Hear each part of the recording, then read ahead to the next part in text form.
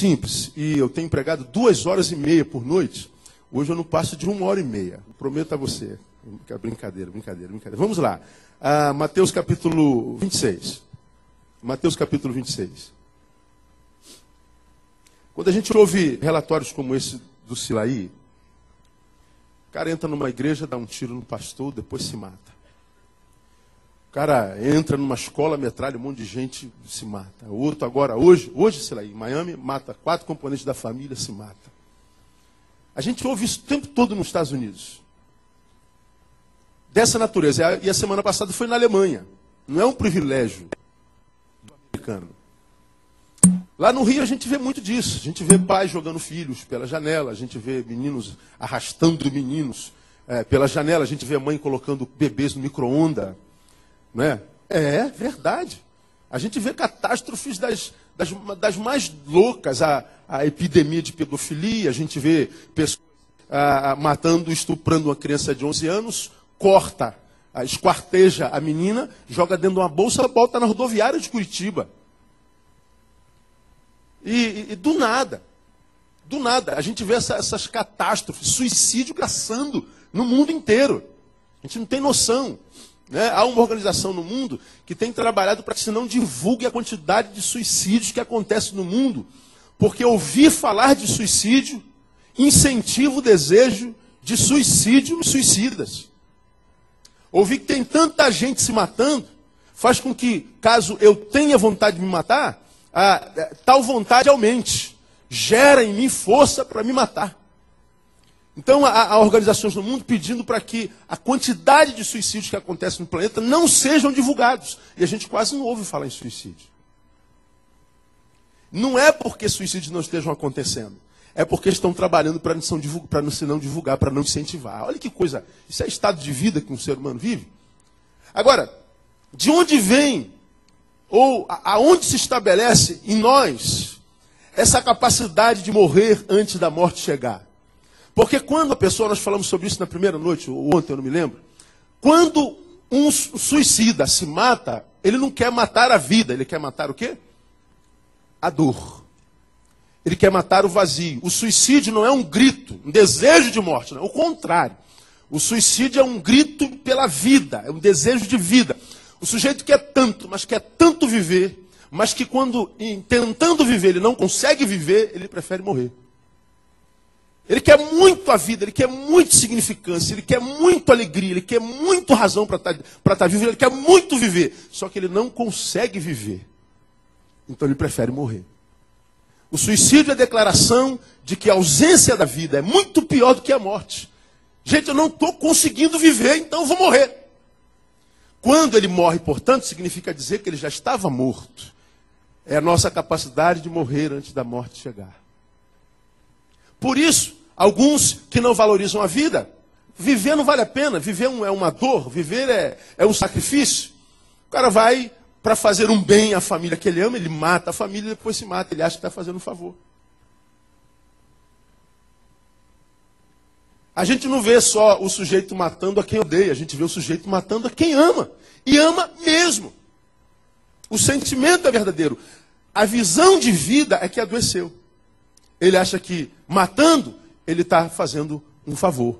Como aquele pai lá em São Paulo que colocou os 3 filhos e a esposa dentro do carro e ia ter o fogo. Matou a família. Quando o carro pegou fogo, ele entrou no carro e morreram os 5 queimados.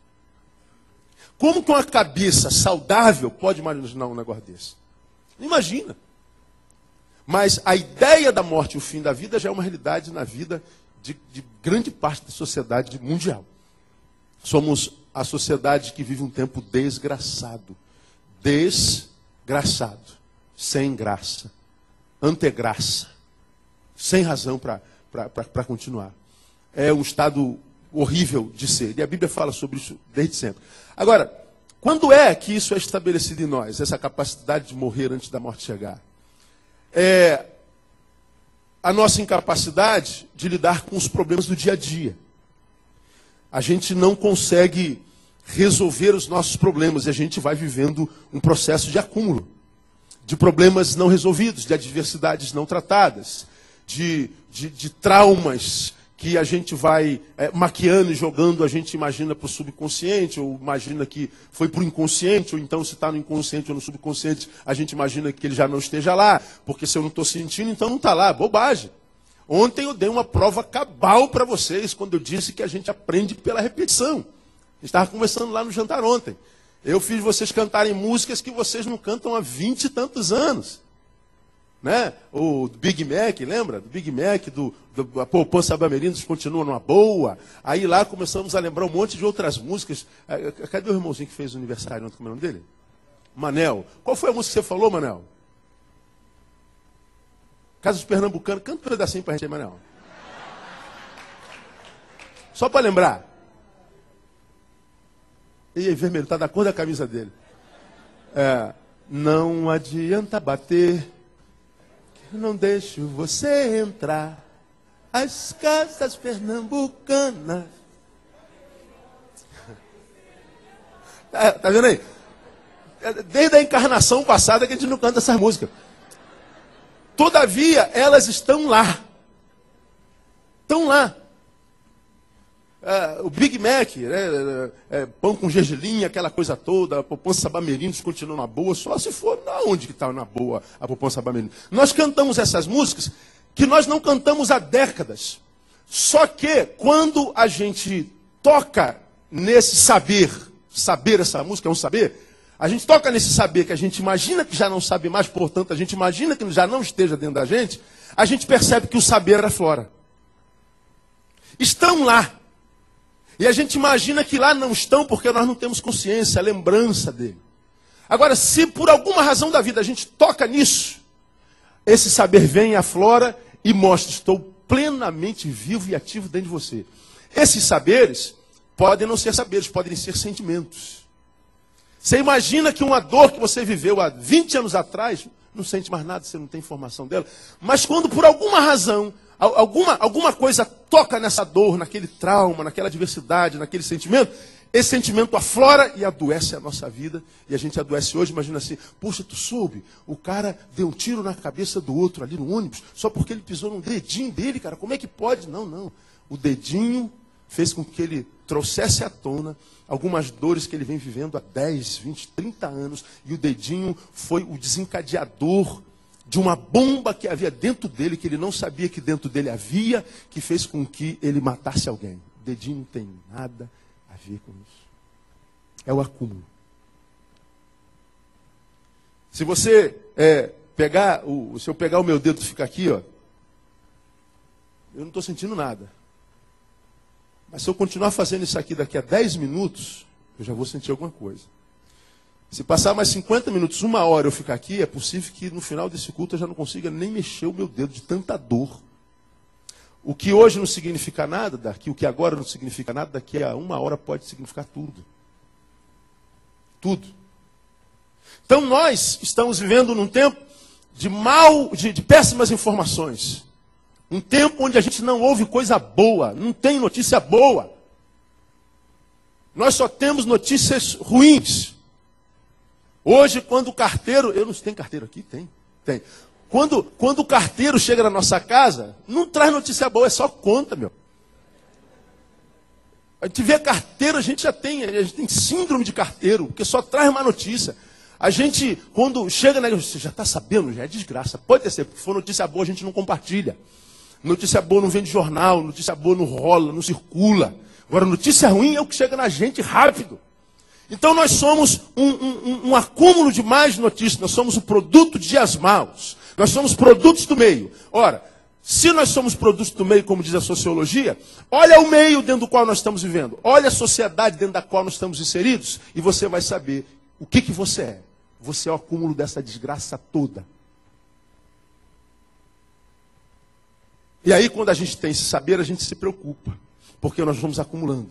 Nós somos a junção de problemas não resolvidos e nos tornamos num depósito de entulhos emocionais. Nós viramos um lixão emocional, porque nós não sabemos lidar com as nossas emoções e com as más notícias. Aí você fala assim, pastor, o senhor vai ler a Bíblia? Pelo menos vou ler para a gente não escandalizar vocês. Isso é só a introdução. Vamos ao Getsemane com Jesus. A gente aprende com ele como é que a gente lida com essas coisas. Lá no versículo 36, você já abriu em Mateus 26, amém? 26, 36 diz assim: então foi Jesus com eles a um lugar chamado Getsêmani e disse aos discípulos: sentai-vos aqui enquanto eu vou ali. Repita após mim: sentai-vos aqui enquanto eu vou ali. E ele foi ali fazer o quê? O que está escrito aí? Orar. E levando consigo Pedro e os dois filhos de Zebedeu, começou a entristecer-se e a angustiar-se. Então ele disse: a minha alma está o quê? Pode ler para mim? Profundamente triste. Na minha versão, a minha alma está triste até a morte. Ficai aqui e vigiai comigo. Adiantando-se um pouco, prostrou-se com o rosto em terra e orou dizendo: meu pai, se é possível, passa de mim este cálice. Todavia não seja como eu quero, mas como tu queres. Voltando para os discípulos, achou-os fazendo o quê? Dormindo. Disse a Pedro: assim, nem uma hora pudeste vigiar comigo?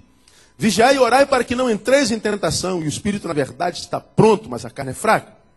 Retirando-se mais uma vez, orou, dizendo: pai, meu pai, se este cálice não pode passar sem que eu beba, faça-se a tua vontade. Voltando-se outra vez, achou-os o quê? Dormindo. Porque seus olhos estavam carregados. Deixando-os novamente, terceira vez, foi orar, repetindo as mesmas palavras. Então voltou para os seus discípulos e disse: dormi agora e descansai. Eis que é chegada a hora e o Filho do Homem está sendo entregue nas mãos dos pecadores. Levantai-vos, vamos-nos, e eis que é chegado aquele que me traz. Esse texto está recheado de lições para a gente aprender a lidar com as nossas emoções. Ele é um manual que a gente não tem como falar em 40 minutos, uma hora. Não tem jeito. Mas esse texto aqui dá para a gente fazer uma série de sermões, de 20 sermões. Só falando sobre emoções, nesse textozinho aqui, que é extremamente rico. Entre outras coisas, esse texto está dizendo assim: olha, gente, há tempo de dormir, há tempo de orar. Os dois a gente faz com o olho fechado. Mas quando fora de orar, ore. Porque se você não orar quando tem que orar, quando for dormir também não vai conseguir dormir. Quando fora de dormir, durma, não ore.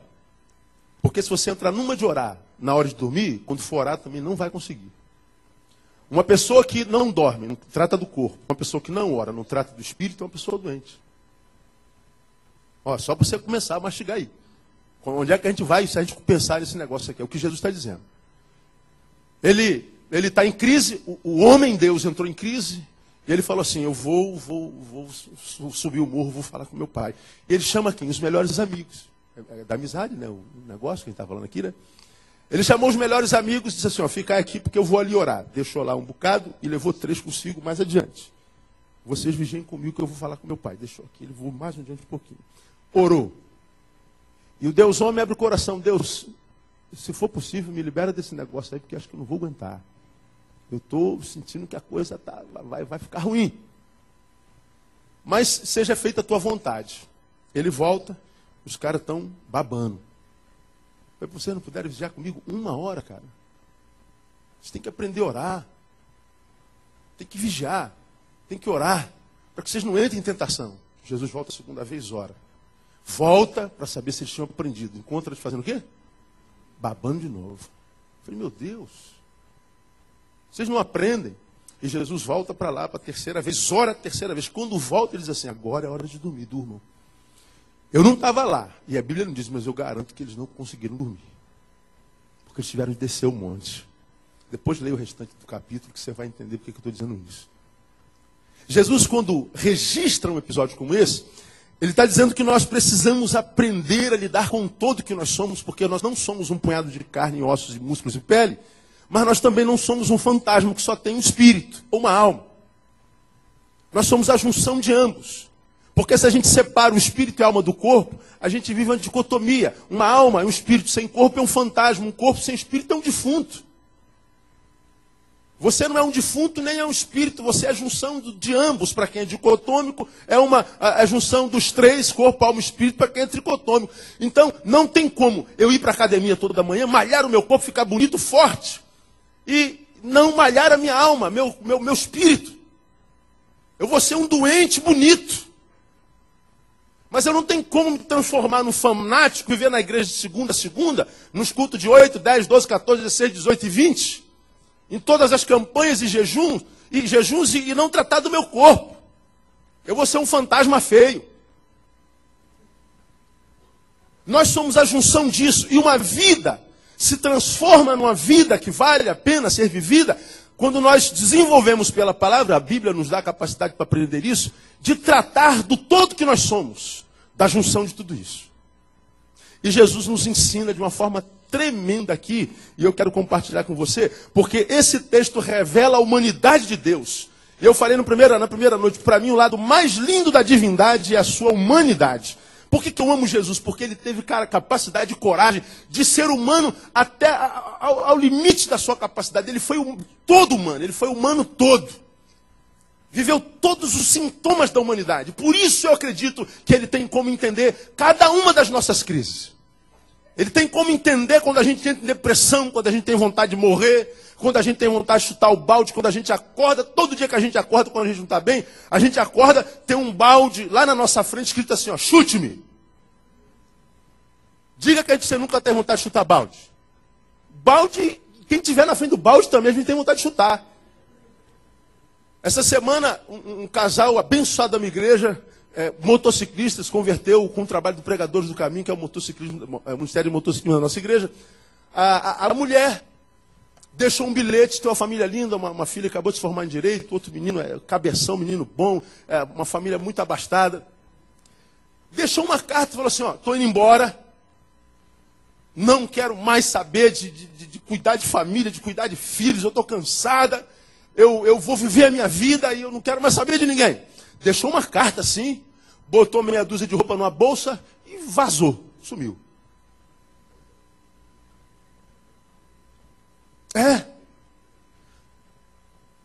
O pastor, líder lá do ministério, liga para mim, Neil, você soube o que aconteceu com fulano? Eu falei, não, o que aconteceu? Aí contou essa história, vazou. O que eu faço? Vou atrás? Eu vou, trago ela de volta? Eu vou... Não faz nada. Mas como não, Neil? Não faz nada. Como não? Deixe-a viver a sua dor. Essa mulher está em crise. Ela precisa viver a sua crise em paz. Não atrapalhe. Mas não tem que fazer alguma coisa. Não tem que fazer nada. O nosso fazer é o nada. O nada também é matéria-prima. Não faça nada. Não fez. A Andréia, minha esposa, falou assim, amor, posso mandar um torpedo para ela? Um torpedo pode. O que você vai mandar? Vou mandar assim, ó, fulana, se você precisar de uma amiga, conta comigo. Ela mandou um torpedinho. Se você precisar de uma amiga, não é de pastora, não é de conselheira, não é de juíza, você precisar de uma amiga, eu estou aqui. Uma amiga. Porque o amigo ouve sem acusar. O amigo continua amigo mesmo que o amigo entre em crise, mesmo que a gente não possa tirar nada dele. Lembra de ontem? Dou graças ao meu Deus, todas as vezes que me lembro de vós. O amigo não precisa fazer, basta existir. Ele existe, ele é a razão da minha alegria, da nossa amizade. Então, essa mulher viveu esse contato com a outra, bateram um papozinho e ela está em casa. Agora, no contexto tradicional pastoral, o pastor Neil teria que ir lá, a irmã deu um mau testemunho. Como é que uma mulher, mãe de uma família dessa, pode fazer um negócio desse? Fica no banco 3 meses. Tem que ser disciplinado. Porque a igreja não é especialista em gente, a igreja é especialista em instituição. A gente conhece as regras parlamentares, o estatuto, o regimento interno. Mas a gente não conhece o coração dos seres humanos como Jesus. Nós pensamos ser, não somos nada. Ela voltou para casa, sentou lá na frente e ninguém disse nada. Por que essa mulher fez isso? Porque ela estava em crise.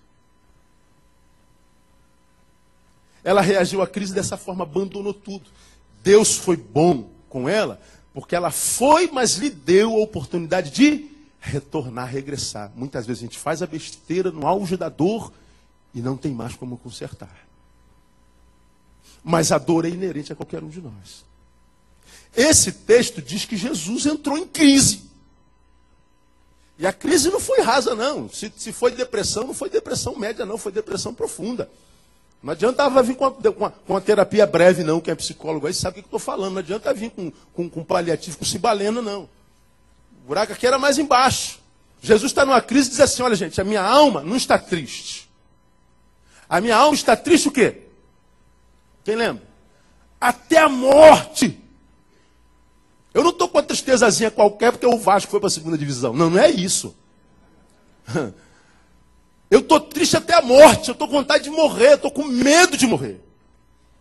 Agora, quando você ouve um ser humano falando assim, a minha alma está triste até a morte, sobe um monte para falar com Deus, fala assim, pai, se for possível, afaste de mim esse cálice. Aí a gente começa a raciocinar.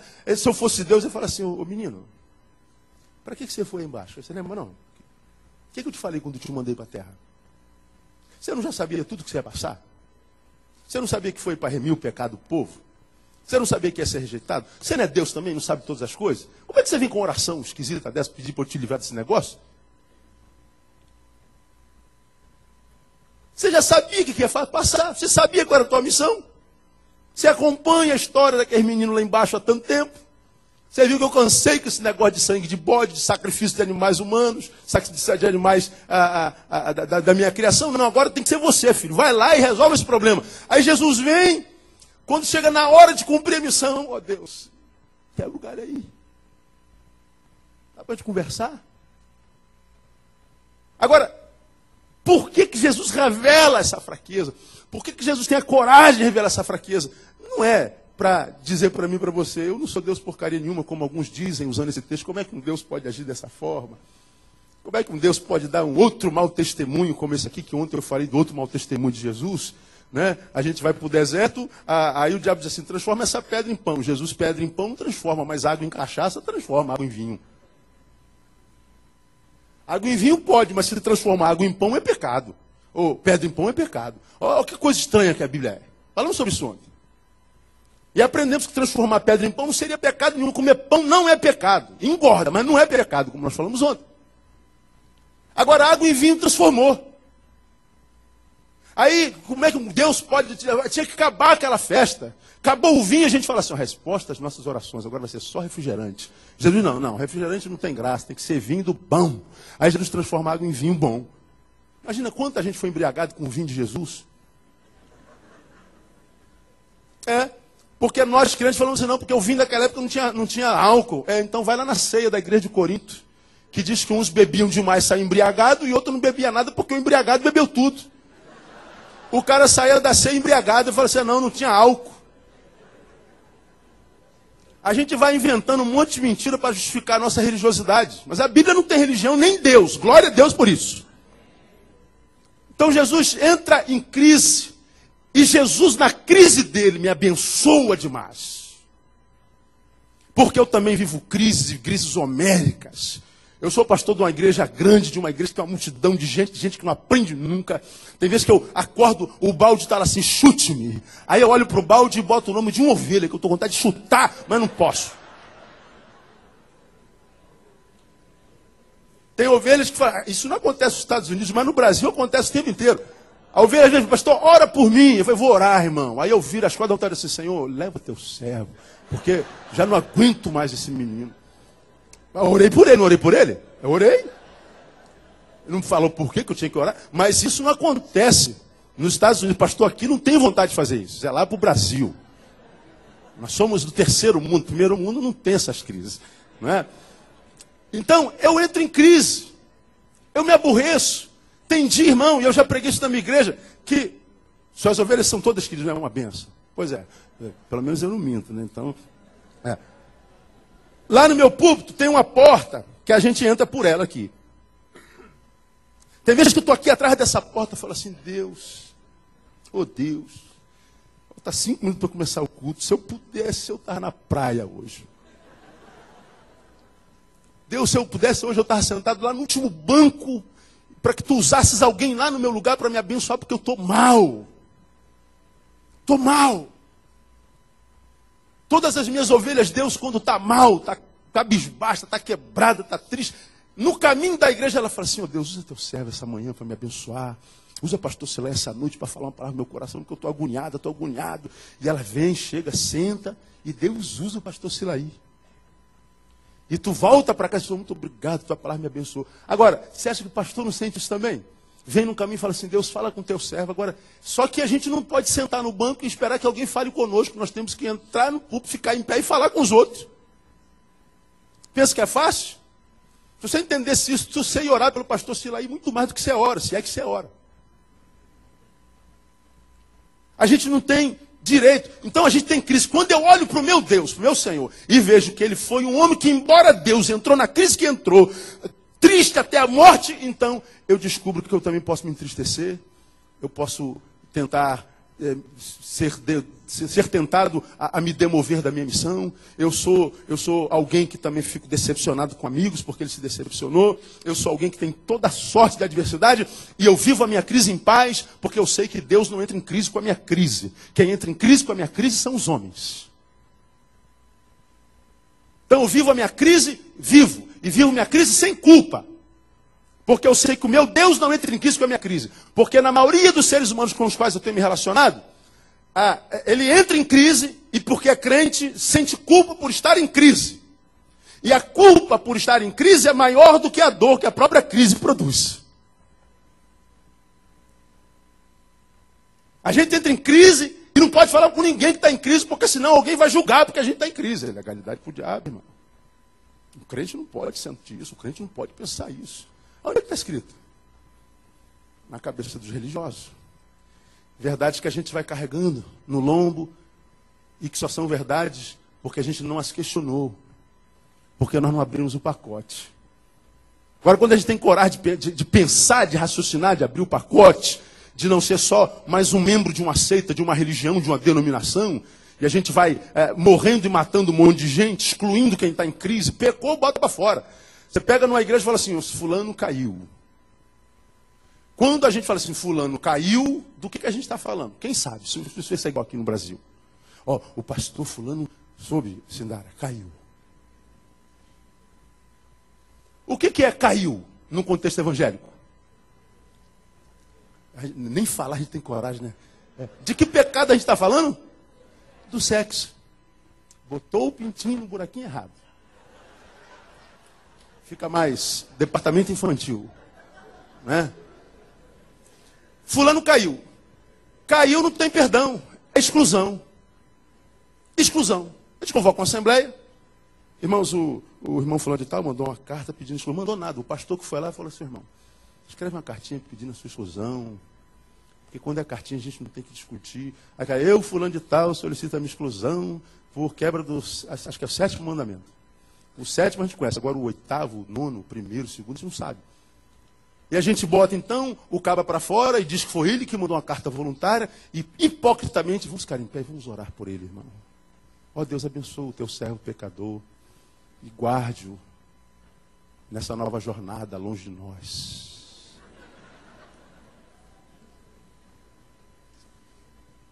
E os que votaram ou acataram a sua exclusão, tem um monte de gente em pecado também. Tem um monte de gente adulterando, fornicando. Porque a queda no evangelho não é só botar o pintinho no buraquinho errado. Quando eu falo mal da Sindara, eu caí. E não é só isso não. Se eu podia abençoar o Davi e não abençoei, quem sabe fazer o bem e não faz, peca. E mais, o adultério não é botar o pintinho no buraquinho errado, é sentir vontade de. Não precisa botar. Desejou a mulher, desejou o homem, no seu coração já pecou. Digam para mim, quem aqui não é adúltero? Diga, irmão Santarrão.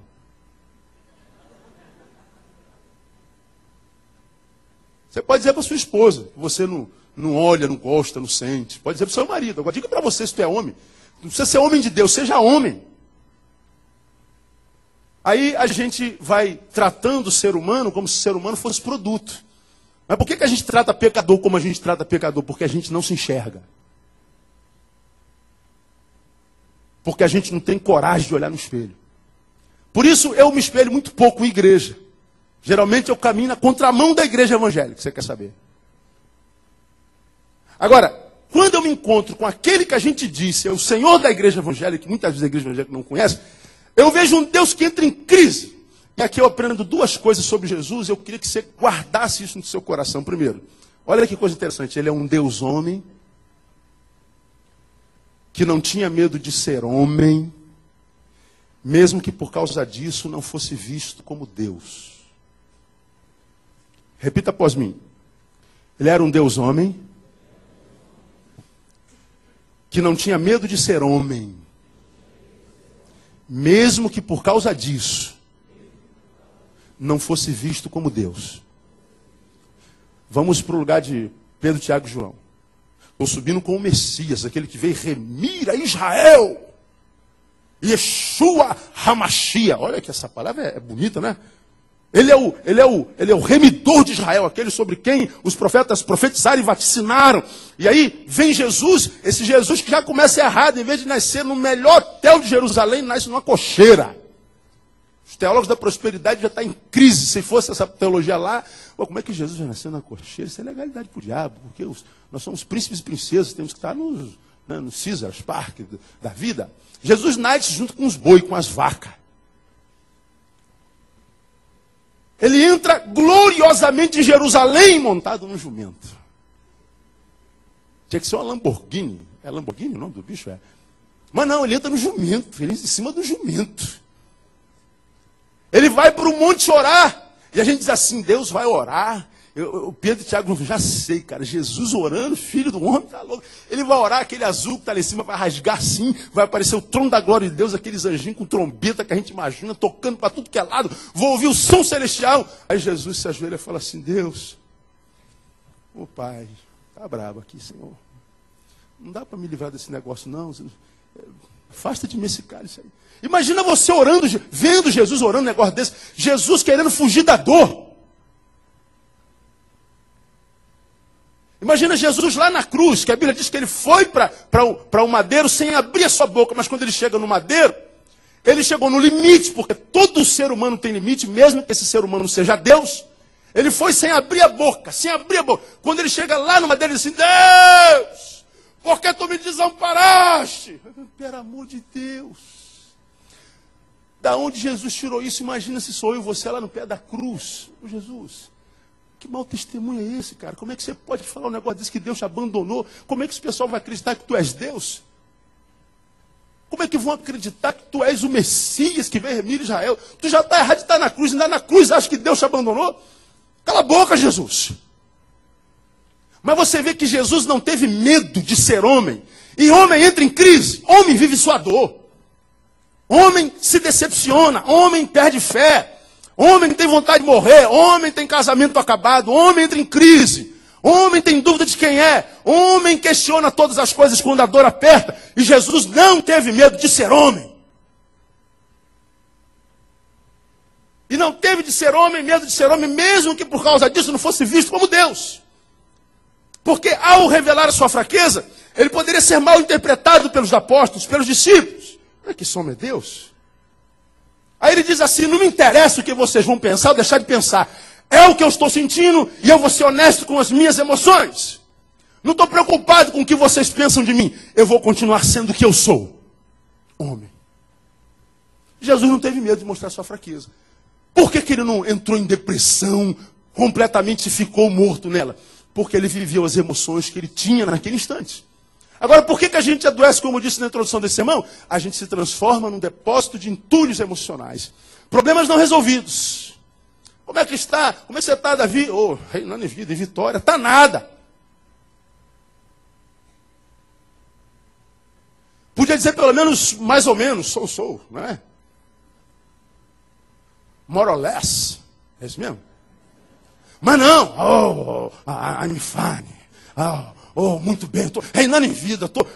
Aleluia. Estou melhor do que o medo de conversa fiada. Você está mal. Você podia pelo menos calar a boca. Você mentiu.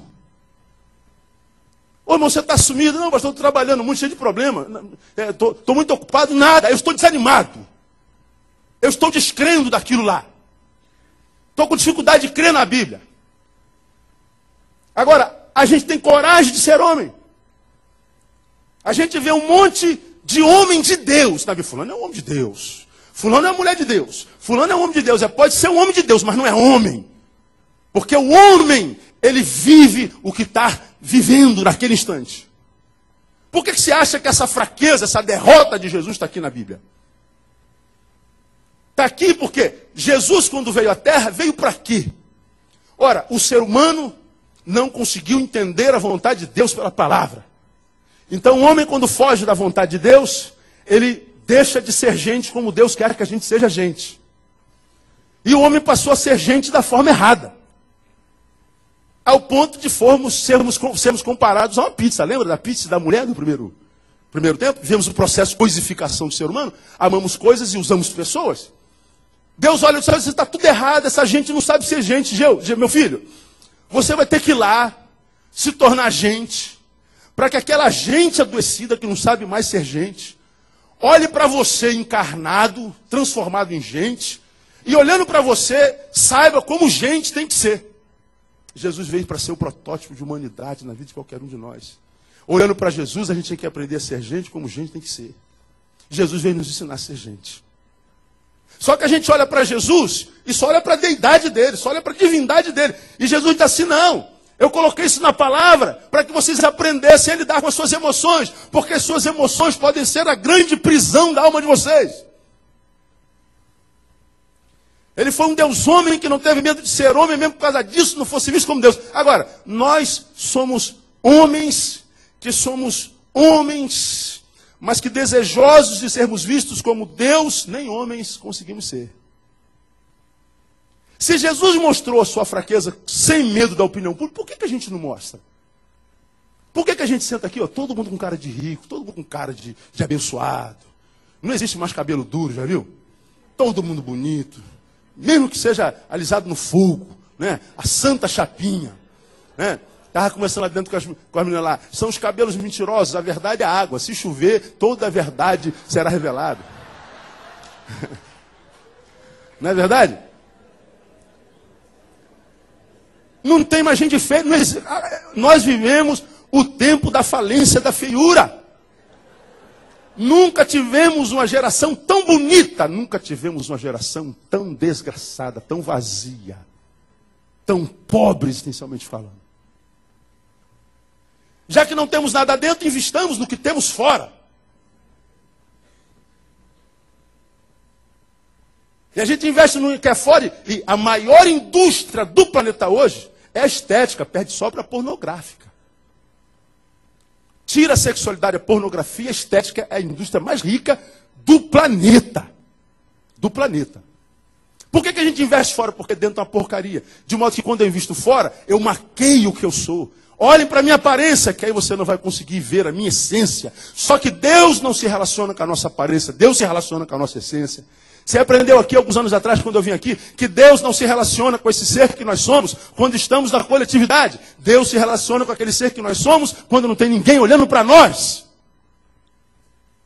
É aquele ser que você é quando você está sozinho, quando você acorda. Quando você está sozinho com seus pensamentos, com as suas dores. Aquela mulher que você é quando seu marido foi trabalhar, você está sozinho, os filhos estão na escola.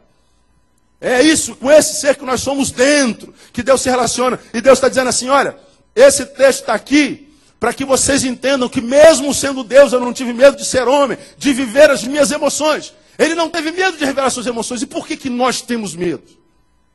Por que nós vivemos uma mentira existencial, uma mentira emocional? Por algumas razões. Primeiro, por medo de solidão, por exemplo.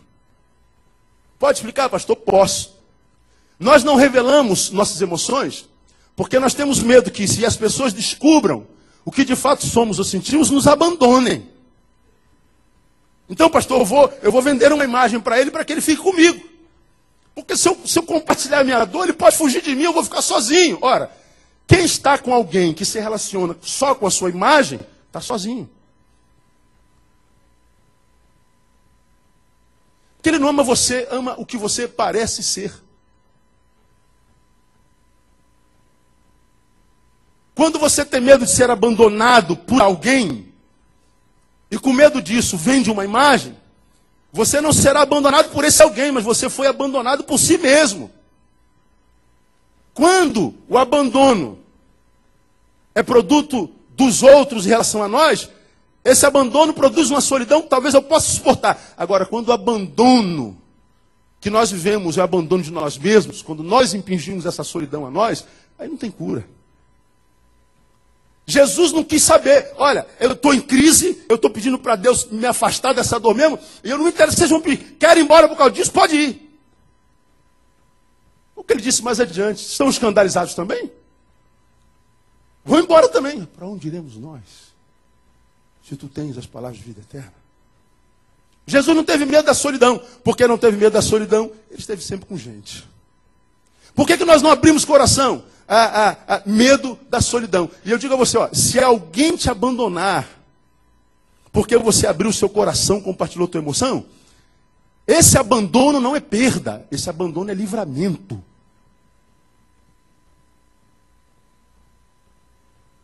Pastor, todos me abandonaram. Você não foi abandonado, você foi liberto.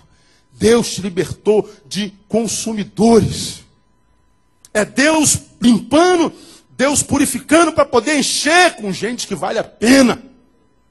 Porque a Bíblia diz que convém que nós nos imitemos uns aos outros. Amados, nós temos que aprender a passar pelo deserto. Já ouviram isso em algum lugar? Já? Não tem como fugir do deserto.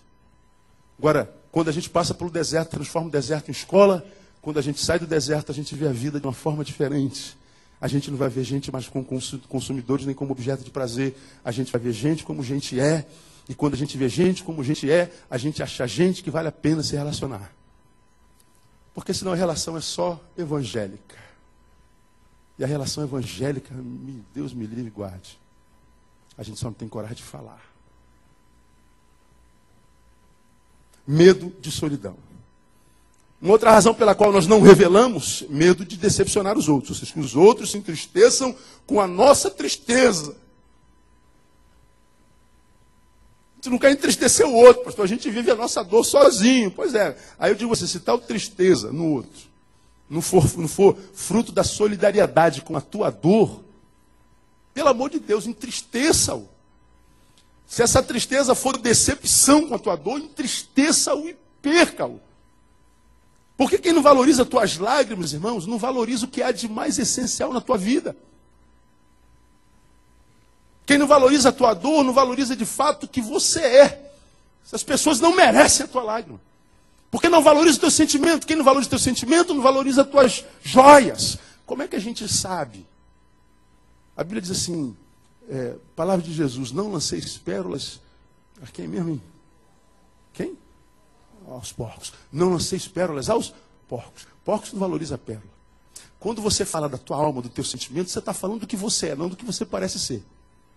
Não é aquele diálogo, olha, eu botei botox aqui, olha aqui. Olha, eu botei botox na boca. Aí a boca fica... Aquela boca, a gente sabe como é que fica a boca de botox. Menino, eu botei prótese nos glúteos. Botei prótese no céu. É o papo dessa geração. Não estou condenando ninguém. O glúteo é teu, você bota o que você quiser lá. Não é? É o diálogo. E a gente está falando do que a gente tem, não do que a gente é. Então, a gente pode fazer piada, a gente pode zombar, a gente pode criticar, a gente pode fazer... Agora, quando você fala da tua dor, da tua alma, quando você fala das tuas emoções, das tuas dores, nisso não cabe piada. Porque você está falando da tua essência. Quem não valoriza a tua essência, não valoriza a joia que você é. E quem não valoriza a joia que você é porco. E a gente sabe quem é porco e quem não é, à medida da proporção com a qual ele se relaciona com joias. O valor que ele dá às joias.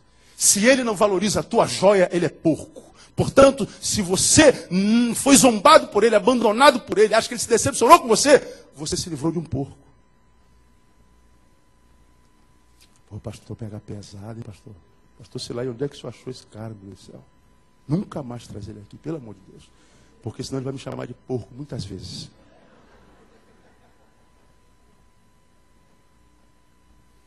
A gente tem medo de decepcionar os outros. E mais, a gente não revela porque a gente tem falta de amor próprio. Porque quem prefere a companhia de quem só ama a sua imagem.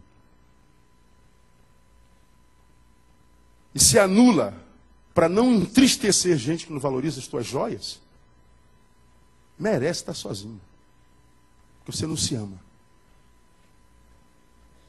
Quem prefere a companhia de quem ama a minha imagem a estar só, prefere uma solidão que é muito mais danosa do que a solidão verdadeira. E a Bíblia diz que o Evangelho se resume nessa paradinha aqui. Amar a Deus sobre todas as coisas. O que mais? Ao próximo como? A si mesmo. Então onde começa tudo? No amor a Deus, que gera amor por mim, que gera amor pelo próximo. É uma tríade.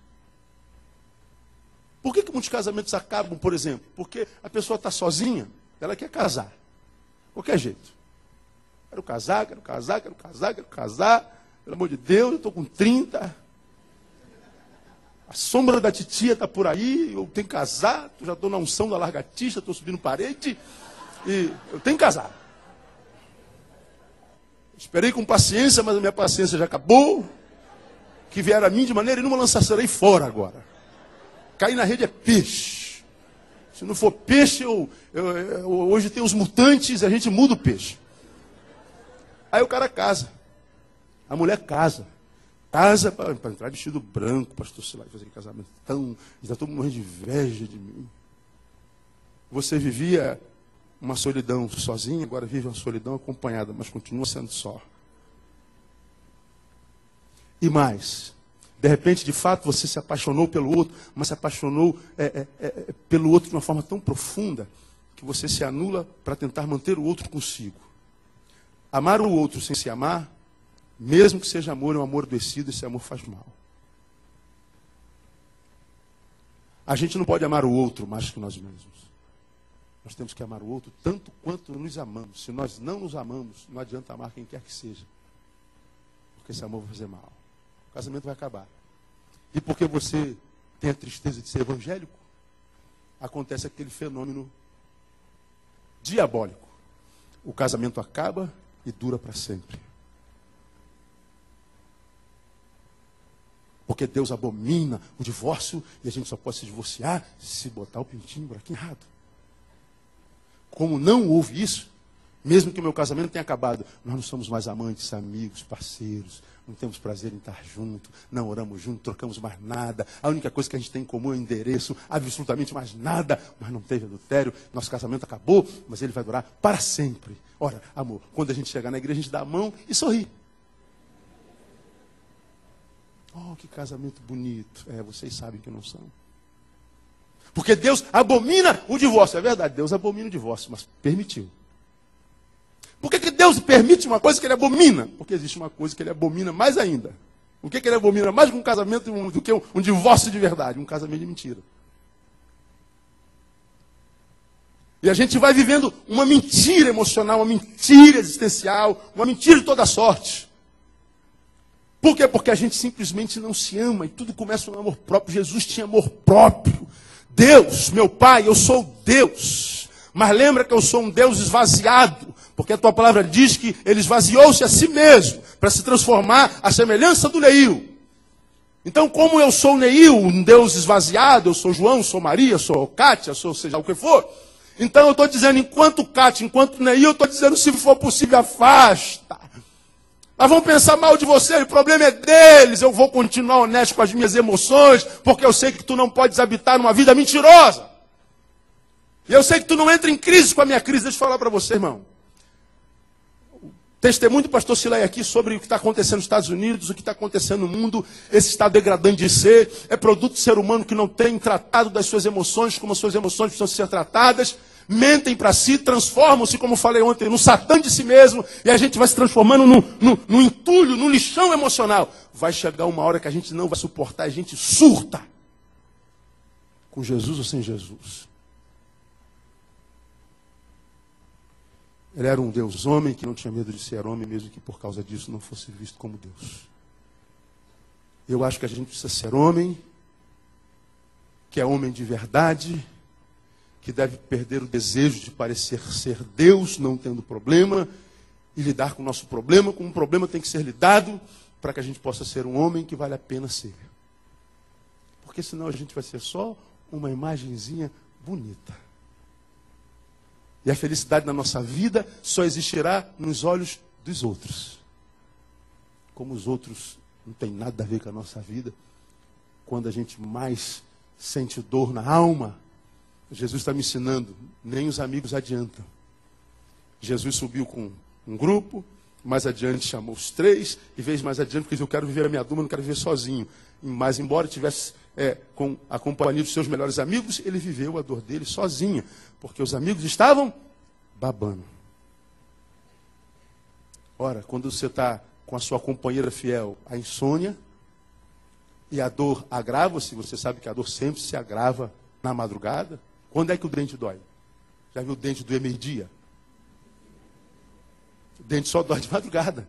Já viu o ouvido doer 2 horas da tarde? Não dói, o ouvido dói de madrugada. As dores se agravam na madrugada. Agora, na madrugada, quando você está com a companheira insônia, onde é que estão seus amigos? Dormindo. É nós, mano. É nós. Vou terminar. Um Deus homem que não tinha medo de ser homem, mesmo que por causa disso não fosse visto como Deus. Mas Jesus era mais. Era um homem Deus, que mesmo sendo Deus, enquanto homem, quis ser homem sem comunhão com o Pai. Vou repetir. Repita comigo. Ele foi um homem Deus, que mesmo sendo Deus, enquanto homem, quis ser homem sem comunhão com o Pai. Porque Jesus era Deus, mas enquanto homem, ele falou assim, eu preciso orar. Ora, o cara já era Deus, vai orar para quê, meu? Ah, porque ele era homem, sim, mas não deixou de ser Deus, deixou? Não. Você vê que nem Deus, enquanto homem, quis ser homem sem comunhão com o Pai. Agora nós não, nós somos homens, que muitas vezes nem gostamos de ser homem e não conseguimos ser homem. Mesmo não sendo homem, a gente ora, a gente tem comunhão com o Pai. E não sabe porque a vida está como está. Cara, Jesus é a coisa mais linda do universo. A humanidade de Jesus é fabulosa, fabulosa. Nem sendo Deus, porque era homem que ser homem sem comunhão com o Pai. Eu preciso de Deus, eu preciso alimentar o meu espírito. Eu preciso ter uma relação que vai além do material, que transcenda o concreto. Eu preciso entrar nas entranhas da existência humana e do espiritual. Porque nós não somos carne, nós vivemos na carne, nós estamos carne. Mas tudo que prefigura a essência do humano é abstrato. Ah, eu amo a Andréia, minha esposa. Você pega em amor? Não. Eu odeio o João. Você pega no ódio? Estou magoado com a Vera, pega na mágoa. Estou com saudade do Roberto, pega em saudade. Não. Tudo que diz respeito à essência do homem, à sensação do homem, é abstrato.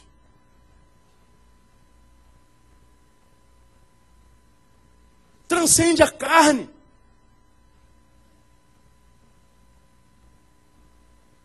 E Jesus está dizendo, enquanto carne, eu não posso abrir mão desse essencial. Eu preciso de comunhão com Deus, eu preciso ligar a tomada na parede para que a corrente passe. Porque se a gente tira a corrente, a tomada da parede, a pilha vai esvaziando, a bateria acaba, a gente, puf. Se não tiver alguém que nos empurre para perto da tomada de novo, a gente morre. Jesus disse assim, eu estou longe da tomada, mesmo que eu faça parte da essência da tomada. Mas mesmo sendo parte da essência da tomada, eu tenho que estar ligado na tomada, porque senão eu tomo. Agora nós, como homens, longe de sermos Deus, muitas vezes escolhemos como se Deus fosse nos viver longe de Deus. A gente transforma Deus num supermercado. Quando é que a gente vai ao supermercado dentro de casa? Todo dia? Não. Você abre a despensa e acabou o arroz. Acabou o óleo. Acabou o bacon. Quando está faltando alguma coisa, a esposa diz o quê, pastor Silaí? Preciso ir ao supermercado. Quando a gente tem tempo, nós vamos junto. E acontece aquele fenômeno mundial. Ela vai botando no carrinho e o marido vai tirando sem ela ver.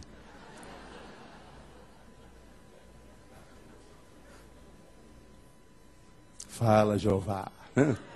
Jeová. Agora, por que a gente foi no mercado? Porque faltou em casa. A gente faz a mesma coisa com Deus, só se lembra de Deus quando é para pedir. A gente só se lembra de Deus quando a despensa esvazia. O ateu pede oração quando ele está no buraco. Ah, mas isso é um fenômeno do não crente, conversa fiada. O crente é pior. Porque a gente diz que ora, mas não ora. Nós transformamos a oração em sinônimo de petição. Já falei sobre isso aqui, se eu não me engano. Vamos orar com o irmão João. Nosso Deus, nosso Pai, louvado seja o teu nome. Muito obrigado por essa manhã. Deus, quer te pedir que abençoe o irmão o Douglas. Ó Deus, abençoa esse culto, abençoa o pastor Neil. Ó Deus, abençoa o problema da irmã Joana. Ó Deus, faça isso, faça aquilo, e propicia isso, e dá aquilo, em nome de Jesus, amém. A gente não orou, a gente pediu. Oração não é sinônimo de petição.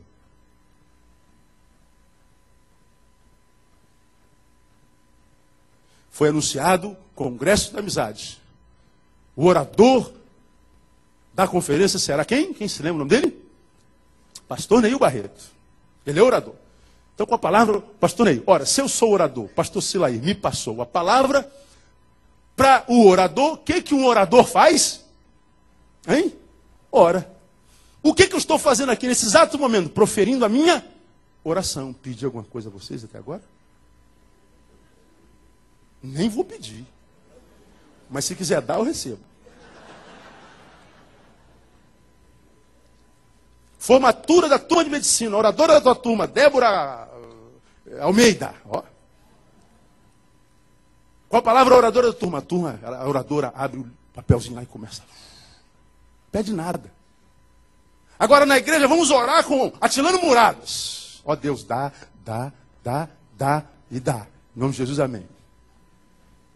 Vamos para a nossa devocional, vamos para o quarto, a gente lê uma besteirinha da palavra de Deus. Aí depois ora, dá. E a gente diz assim, eu tive um momento devocional maravilhoso, falei com Deus, não, você não falou com Deus, você pediu a Deus. Agora você é pai, imagina teu filho, toda vez que teu filho for falar contigo, para pedir alguma coisa, pai, 10 aí. Volta uma semana, vai falar contigo, paizinho, 50. Volta uma semana, pai, um Nike, acabou o meu, tá? Volta uma semana depois, uma camisinha do Chicago Bulls. Teu filho não lhe dirige uma palavra, não te diz nada, não curte a tua presença, tua essência, tua existência. Toda vez que o filho abre a boca é para pedir. Muitas vezes a nossa oração ofende a Deus. Porque quando a gente vai orar, lá vem o pidão. E a gente não sabe por que nossas orações não são ouvidas. Diga que você nunca ficou frustrado por uma oração que nem respondida foi. Como eu costumo dizer, o camarada, ele não conhece a Deus, ele tá ferrado, ele está quebrado. Ele busca qualquer religião, ele vai... eu falei sobre isso aqui também no passado, se eu não me engano. Ele vai lá vai na cartomante para saber o que está acontecendo com a vida dele. A cartomante pega a carta, vira assim, ih, meu filho, as cartas estão dizendo que a tua vida está... Olha, está mal, está feia a coisa está braba.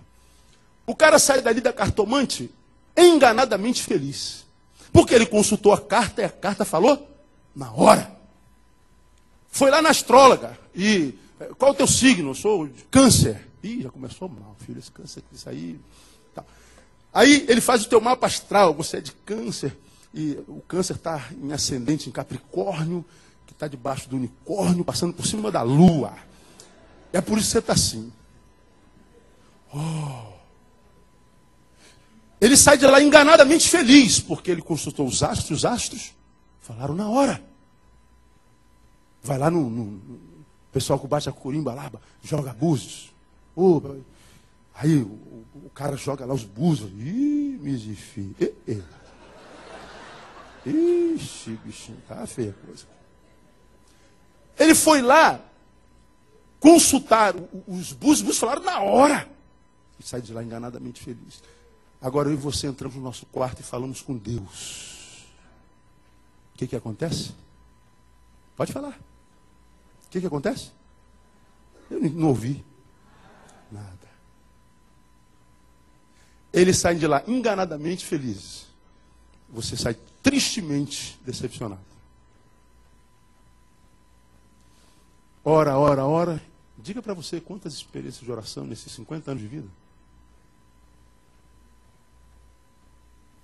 E quando você ouve as da Teologia da Prosperidade falando do testemunho de oração, irmãos, eu quero contar a vitória da corrente dos 1.500 pastores. Eu tinha um Fusquinha 66.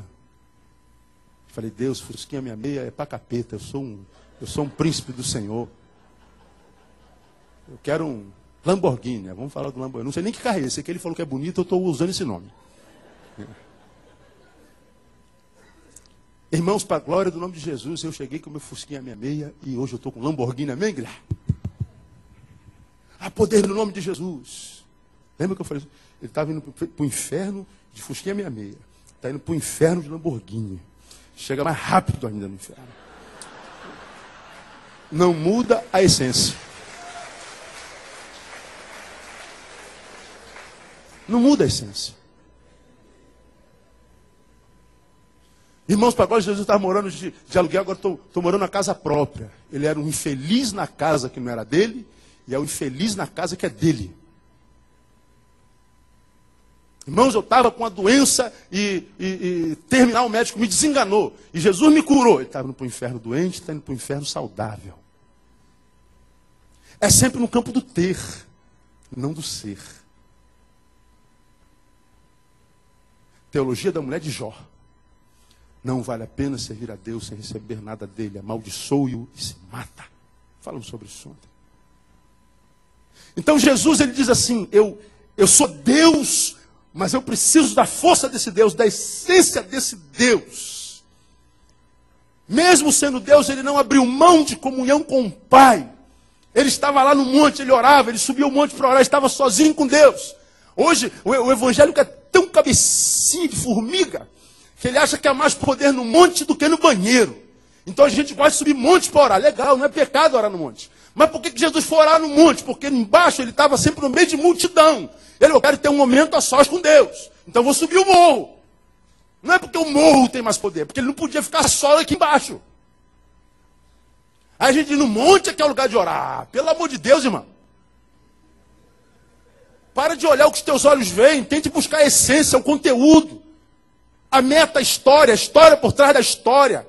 Medita na palavra de Deus, raciocina. Para que a gente não se engane e seja morto na presença do próprio Deus. Jesus subiu o monte porque ele queria ficar sozinho. Agora, olha que coisa fenomenal para a gente terminar. Versículo 39, ele diz assim, Pai, se for possível, afasta de mim esse cálice. Ele volta, os caras estão babando. Ele vai orar de novo. Quando ele volta para orar, a oração muda. Veja o versículo 42. Retirando-se mais uma vez, orou dizendo, meu Pai meu, se este cálice não pode passar sem que eu beba, faça-se a tua vontade. Primeiro ele disse, se for possível, passa. Na outra oração ele disse assim, já que não é possível, seja feita a tua vontade. Quando é que Deus respondeu a ele? Tem ali, na Bíblia? Se for possível, já que não é possível. Como é que ele sabia que já não era possível? Porque a resposta de Deus nem sempre vem pela boca de um irmão. A resposta de Deus vem direto ao coração. Só que vem um coração dentro do qual ele já habita. O coração que o busca, não pelo que ele dá, mas pelo que ele é. É para aquele que não transformou oração em petição. É aquele que entra no quarto e fala com Deus como quem fala com o Pai, como quem conversa comigo. Eu tenho almoçado com o Silaí, com o pessoal, a gente conversa 2 horas. Sentado à mesa, sentado em qualquer canto, no chão, a gente conversa e não pede nada um para o outro. A gente bate papo. Mas a gente não consegue fazer isso com Deus. Faça um teste, quero desafiar você hoje, chegar em casa, faz uma oração de 1 minuto sem pedir nada para Deus. Fala o quê, Deus? O problema é seu. Agora, será que não há nada que a gente possa falar para Deus, de Deus? Ou de Deus para Deus? O que ele é para você? O que ele representa para você? Deus, eu vim aqui passar um tempo na tua presença. Você quer saber como é a minha devocional? Eu sei que não te interessa muito te falar como é que é a minha devocional. Todos os dias santos e santos dias eu sento no meu gabinete. A primeira coisa que eu faço é manter uma luz de penumbra e boto um som de louvor. Aquela música bem mansa. No meio dos louvores Deus habita. E se não habita nos louvores, se esses louvores, a música atrai paz para o nosso coração. Nós somos resultados daquilo que ouvimos, como somos resultado daquilo que comemos. Se você vai num baile funk, música eletrônica, o cara fica sempre agitado. Agora você vai ouvir um recital de ópera. Tu ouve a música passando. Porque a música mexe com as nossas emoções, e se mexe com a minha emoção, mexe com o meu comportamento. Bota aquela música. E muitas vezes, eu boto um colchonete no chão. Deito. Digo, Deus, eu estou aqui. E não quero te pedir nada. Se tu quiseres falar, o coração do teu servo, tu tens todo o tempo que precisares. E deitado eu o louvo. Tu és o meu Deus, tu és o meu Senhor, muito obrigado pela minha vida, minha família, meu ministério. Obrigado pelo sapato que eu tenho. Obrigado, Deus. Olha que coisa, o Neil é doido. Outro dia eu estava orando e agradecendo a Deus por um pedaço de carne que ficou preso no meu dente. Eu não consegui tirar aquele maldito pedaço de carne. Eu falei, essa carne está endemoniada, que ela não sai, essa miserável. Sai, não sai a carne. Estava inflamando a gengiva. Neil, quantos seres humanos gostariam de ter o privilégio de ter um pedaço de carne presa no dente, nem sabe o que é isso? Por que você tem um pedacinho de carne preso no dente? Porque você comeu carne. Tem gente que come carne de rato. Tem gente que não come carne há 30 anos. Vai para o Sudão, vai para a Etiópia, vai para o Ceará, vai para o interior do Brasil. A gente tem a graça de ter um pedaço de carne presa no dente. Diz que não é chique isso. Estou falando alguma besteira, pastor Silaí? Estou falando alguma besteira, irmãos? Não estou. Não é verdade? E tem dente. E olha que com aquele meu problema na coluna, eu tomei tanta morfina que eu perdi uns 3. Me arrebentou. Agora, a gente tem carne presa no dente. A gente deita e não agradece a Deus porque a gente está caminhando. Olha, eu tenho 2 pernas, cara. Tenho voz. Vocês estão me ouvindo. Vocês estão sendo servidos por Deus, o manjar da sua palavra. Cheio de problema, de dor, mas no meio da dor e do problema, Deus está te dando respostas. Como quem diz, seu Mané, você acha que eu esqueci você? Você acha que eu não estou te vendo? Uma palavra que eu estou te liberando nessa manhã, só você saber que eu estou te vendo. Mas para te abençoar, você precisa ter postura. Eu não esqueci de você não tenho amnésia.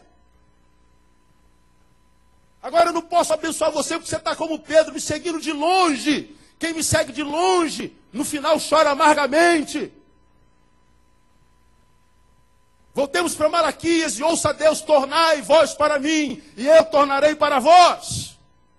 Deus quer intimidade, Deus não quer ser um supermercado, Deus quer ser o seu amigo. Não existe nada melhor do que ser amigo de Deus. Conhece essa música? Por favor, suba aqui, vamos cantar essa música para a gente terminar. Dá, Davi, para você ministrar. Não existe nada melhor. Grande Dema de Campos. Do que ser amigo de Deus. Agora a gente não quer ser amigo de Deus, a gente quer ser ou funcionário de Deus ou Deus de Deus.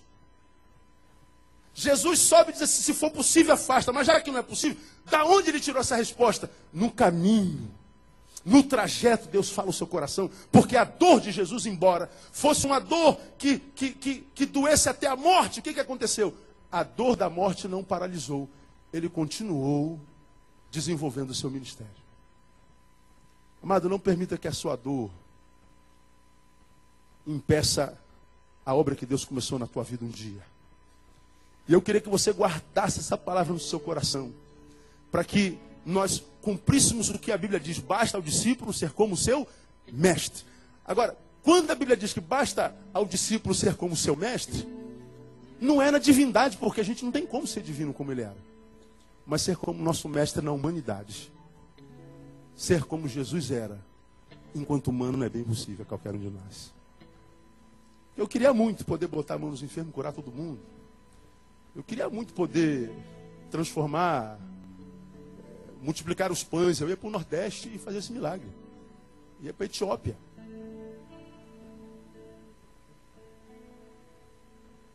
Cinco pães e 2 peixinhos eu levava para os 4 cantos da terra para acabar com a fome do mundo. Mas a gente não pode fazer isso. A gente fala de milagre o tempo inteiro, mas o milagre é sempre tirar a pulga atrás da orelha, acabar com a dor no rim, eu estava com a unha encravada.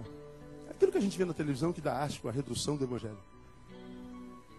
Mas Jesus está dizendo, você precisa ser como eu na humanidade, um Deus homem, que não tinha medo de ser homem, mesmo por causa disso não fosse visto como Deus. Um homem Deus, que mesmo sendo Deus, quis ser homem sem comunhão com o Pai. Então, amado, nós estamos vendo o que está acontecendo no mundo. Está difícil. Essa avalanche de más notícias, essa dificuldade pela qual a gente passa, financeira, emocional, violência, desgraça, morte, dor, corrupção, isso tudo vai transformando a gente num depósito de entulhos emocionais. Não tem como ser normal num tempo como esse. E as nossas doenças vão pululando, as psicoemocionais, a gente tenta buscar saber por que a gente está assim. A gente está assim porque a gente vive num tempo como esse. Mas Jesus está dizendo, se você conseguir ser o que você é no meu coração, meu filho, ainda que a maré seja de desgraça, eu vou te capacitar para remar contra a maré. Remar contra a maré é ser cheio do Espírito Santo de Deus. Porque o que a igreja ensina a ser cheio do Espírito Santo de Deus é falar língua. Xuri anda, xuri canta, xuri fala. É verdade. A gente fala a língua dos anjos, dos serafins, do querubins, mas a gente só não consegue falar a língua do esposo, a língua do marido, a língua dos filhos. A gente não consegue mais falar a língua do patrão. E quando a gente não consegue se comunicar, o que sobra é guerra. O que adianta eu falar a língua dos anjos, não saber falar a língua da minha esposa? Falar a língua das minhas filhas adolescentes, que é um dialeto diferente do nosso. Falar a língua da minha filha de 14 anos. Todo mundo da minha casa é vascaíno, minha filha flamenguista. Eu os repreendo em nome de Jesus. É doente. E 14 anos, a mutação é tão tremenda que a gente olha assim, meu Deus, saiu de dentro da minha esposa. Foi eu? É meu esperma mesmo? Não é possível. Não é possível. Saiu de dentro da André. Não é possível, cara. Onde é que essa menina está se transformando? Nossos filhos adolescentes são mutantes. Às vezes parece que cada dia que chega eu tenho que chegar perto da Thaís e falar, muito prazer, eu sou seu pai. Você lembra de mim? É uma pessoa diferente. Aí eu estou aqui na igreja falando a língua de Gabriel. Mas eu não sei falar a língua da Thaís. Gabriel, vai te catar. Porque um dia você vai me encontrar contigo de qualquer jeito, porque eu estou no caminho. Mas por enquanto, Gabriel, quero saber da Thaís, da Tamara, da Andréia. Quero saber do meu amigo Davi. Quero saber do meu amigo Isaías, do meu amigo Denilson. Eu quero ser gente como gente tem que ser. Para ser gente tem que parecer com Jesus. Coragem para viver as emoções, ser honesto. Coragem para se relacionar com Deus, não na qualidade de pidão, mas como alguém que quer ser amigo, ter intimidade, relacionamento. Vem fazer o que aqui, filho? Vim fazer nada, pai, só vim estar contigo. O verbo Deus está errado, não é fazer, é estar. Vim fazer nada, vim estar. Porque se não for para estar com Deus, o que você faz para Deus, muda pouco, muda muito não. Que a dinâmica de Deus é simplesmente essa aqui. Eu sou Deus. Silaí é Silaí.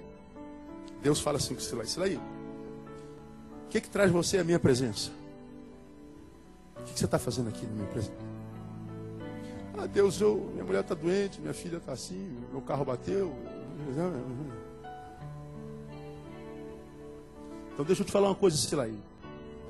Se o que traz a minha presença não for o simples prazer de estar na minha presença, a tua presença, Silaí, na minha presença não significa nada.